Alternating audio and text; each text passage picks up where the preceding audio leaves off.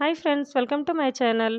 ಮನೆಯಲ್ಲಿ ಏನೇ ಸಮಾರಂಭ ಮಾಡಲಿ, ಯಾವುದೇ ಒಂದು ಕಾರ್ಯಕ್ರಮನ ಮಾಡಲಿ, ಮೊದಲಿಗೆ ಸ್ವಾಮಿಯವರನ್ನು ಕರೆದು ಅವರ ಪಾದ ಪೂಜೆಯನ್ನು ಮಾಡ್ಕೊಳ್ತಾ ಇದ್ರು ನಮ್ಮ ಹಿರಿಯರು. ಯಾವುದೇ ಒಂದು ಹಬ್ಬ ಇದ್ದರೂ ಕೂಡ ಅವರನ್ನು ಕರೆದು ಮೊದಲಿಗೆ ಅವರ ಪಾದ ಪೂಜೆಯನ್ನು ಮಾಡಿಕೊಂಡು ಅವರಿಗೆ ಊಟಕ್ಕೆ ನೀಡಿದ ನಂತರವೇ ಬೇರೆಯವರಿಗೆಲ್ಲ ಕರಿತಾ ಇದ್ರು. ಆದರೆ ಇವಾಗ ಕಡಿಮೆ ಆಗಿದೆ. ಹಾಗಾಗಿ ಇವಾಗಿನ ಮಕ್ಕಳಿಗೆ ಅದು ಗೊತ್ತೇ ಇಲ್ಲ ಅಂತ ಕೂಡ ಹೇಳಿದ್ರು ತಪ್ಪಾಗೋದಿಲ್ಲ. ನಾನು ಕೂಡ ತುಂಬ ಚಿಕ್ಕವಳಿದ್ದಾಗ ನೋಡಿದ ನೆನಪು ಮಾತ್ರ. ನಾವು ಪಾದ ಪೂಜೆಯನ್ನು ಯಾವ ಥರ ಮಾಡ್ಕೊಳ್ಬೇಕು ಅಂತ ಅನ್ನೋದು ಈ ವಿಡಿಯೋದಲ್ಲಿ ನೀವು ಪೂರ್ತಿಯಾಗಿ ನೋಡಬಹುದು. ನಾನು ಇಲ್ಲಿ ಪಕ್ಕದ ಮನೆಯಲ್ಲಿಯೇ ಮುತ್ತೈದೆ ಮಾಡಿದ್ರು, ಹಾಗಾಗಿ ಇಲ್ಲಿ ಬಂದಿದ್ದೆ ನಾನು. ಇಲ್ಲಿ ಪಾದ ಪೂಜೆಯನ್ನು ಮಾಡ್ಕೊಳ್ತಾ ಇದ್ರು. ಈ ವಿಡಿಯೋ ನಿಮಗೆ ಹೆಲ್ಪ್ ಆಗುತ್ತೆ ಅಂತ ಅಂದ್ಬಿಟ್ಟು ವಿಡಿಯೋನ ಮಾಡ್ಕೊಂಡಿದ್ದೀನಿ. ಹಾಗಾದರೆ ವಿಡಿಯೋ ಸ್ಟಾರ್ಟ್ ಮಾಡೋಣ. ಮೊದಲಿಗೆ ಇಲ್ಲಿ ಒಂದೊಂದೇ ಪಾದನ ಒಂದು ದೊಡ್ಡ ಪರಾತಿನಲ್ಲಿ ಇಟ್ಟು ತೊಳೆದುಕೊಳ್ತಾ ಇದ್ದಾರೆ, ನೋಡಬಹುದು ನೀವು. ಮೊದಲಿಗೆ ಒಂದೇ ಪಾದನ ಇಟ್ಟು ಈ ಥರ ಸ್ವಾಮಿಯವರೇ ನೀರನ್ನು ಹಾಕ್ತಾರೆ. ನಾವು ಪಾದನ ಚೆನ್ನಾಗಿ ತೊಳೆದುಕೊಳ್ಬೇಕು.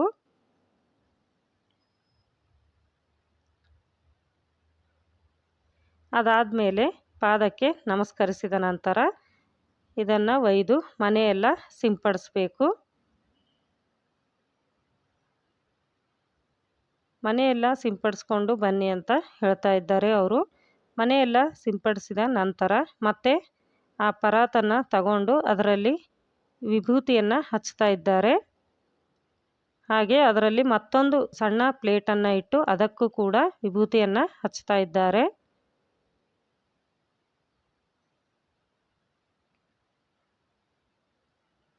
ಹಳ್ಳಿಯಲ್ಲಿ ಇನ್ನೂ ಕೂಡ ಕೆಲವೊಬ್ಬರು ಮಾಡ್ತಾರೆ. ಆದರೆ ಇವಾಗ ಸ್ವಾಮಿ ಅವರು ಕೂಡ ತುಂಬಾ ಬ್ಯುಸಿ ಆಗಿರೋದ್ರಿಂದ ಅವರು ಕೂಡ ಸಿಗ್ತಾ ಇಲ್ಲ. ಹಾಗಾಗಿ ಮಾಡೋದು ಕಡಿಮೆ ಆಗಿದೆ. ವಿಭೂತಿಯನ್ನು ಹಚ್ಚಿದ ನಂತರ ಇವಾಗ 2 ಪಾದಗಳಿಗೆ ಮತ್ತೆ ತೊಳೆದುಕೊಳ್ಬೇಕು.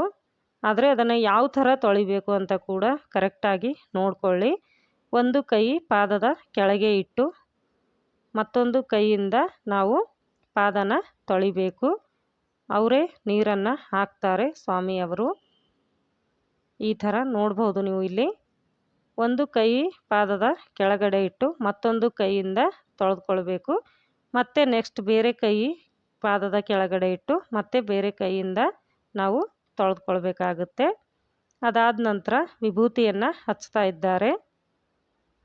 ನಾವು ಪೂಜೆ ಅಂತಲೇ ಅಲ್ಲ, ಯಾವುದೇ ಒಂದು ಕೆಲಸ ಮಾಡಬೇಕಾದ್ರೆ ಒಂದು ಮನಸ್ಸಿನಿಂದ ಹಾಗೆ ಭಕ್ತಿಯಿಂದ ಮಾಡಿದ್ರೆ ಅದರಲ್ಲಿ ನಮಗೆ ಮನಸ್ಸಿಗೆ ಶಾಂತಿ ಕೂಡ ಇರುತ್ತೆ, ಹಾಗೆ ಸಕ್ಸಸ್ ಕೂಡ ಸಿಗುತ್ತೆ ಅಂತ ಹೇಳ್ಬೋದು. ಅದಾದ ನಂತರ ಇಲ್ಲಿ ಸ್ವಾಮಿಯವರು ಅವರ ಲಿಂಗನ ತೆಗೆದು ಕೈಯಲ್ಲಿ ಇಟ್ಕೊಂಡಿದ್ದಾರೆ. ಅದಕ್ಕೂ ಕೂಡ ನಾವು ಪೂಜೆಯನ್ನು ಮಾಡಬೇಕು. ಅದಾದಮೇಲೆ ಮತ್ತೆ ಪಾದಕ್ಕೆ ನೀರನ್ನು ಹಾಕಿ ಇಲ್ಲಿ ತೊಳಿತಾ ಇದ್ದಾರೆ. ಅವರ ಲಿಂಗಕ್ಕೂ ಕೂಡ ನೀರನ್ನು ಹಾಕ್ಕೊಂಡ್ರು. ಇವಾಗ ಇಲ್ಲಿ ಪಾದನ ಬಟ್ಟೆಯಿಂದ ಒರೆಸ್ತಾ ಇದ್ದಾರೆ.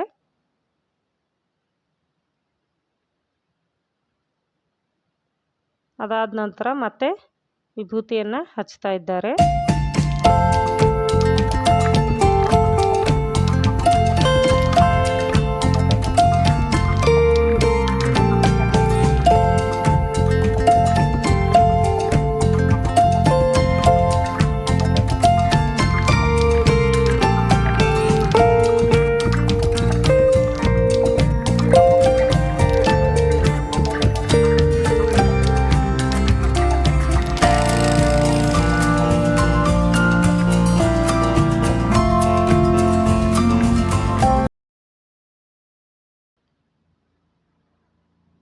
ಪೂಜೆಯನ್ನು ಮಾಡಿದ ನಂತರ ನಾವು ದೇವರಿಗೆ ಯಾವ ಥರ ಪೂಜೆಯನ್ನು ಮಾಡ್ತೀವೋ ಅದೇ ಥರ ಪೂಜೆಯನ್ನು ಆದ ನಂತರ ಹೂಗಳನ್ನು ಧರಿಸಿದ್ದಾರೆ. ಅದಾದಮೇಲೆ ಅಗರಬತ್ತಿ ಕೂಡ ಮುಗಿಯಿತು.